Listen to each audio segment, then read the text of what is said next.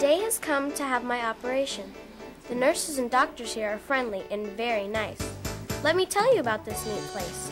Here we go into VBAS, which means the Virginia Beach Ambulatory Surgery Center. What a long name.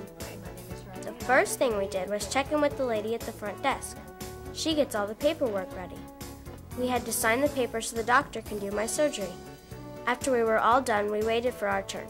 The next thing I knew, I heard my name being called. When I looked up, I saw the nurse standing there. She looked very nice and was smiling. My parents were able to come back and stay with me. She took us back to a room that had a scale so she could get my weight. She also took my blood pressure. She said it was giving a big hug on my arm, and it was. I also got to put this clip on my finger. It was really soft inside and felt good. Would you believe that it told her how well I was breathing?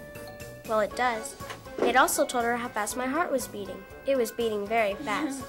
She then took my temperature in my ear. I got to listen to my heart with their stethoscope after she did. It was sure fun to listen to. Next, we went into another room where I got some special PJs to wear and special socks that I can take home. The nurse gave me a stuffed animal and told me it was mine to keep. She told me I could take it back to where the doctor was and that I could also take back my special blanket that I had brought from home. I really like my new friend. After a while, one of the doctors came in who was in charge of helping me take a special sleep while I had my operation. She was all dressed in silly PJs too.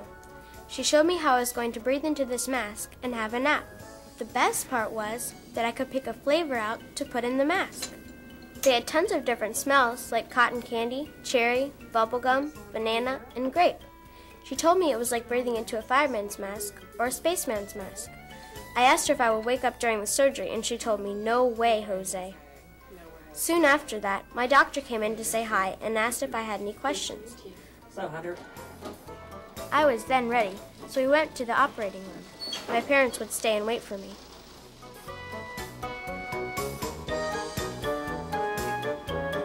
Once I got in there, everyone was wearing PJs. It looked like a big pajama party that I had on one of my birthdays. The other nurses all had hats and masks over their mouths.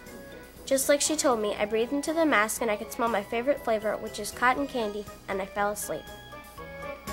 The next thing I remember was opening my eyes and seeing another nurse. She was smiling at me and told me it was all over and that I had done very well, and that we could go see my parents.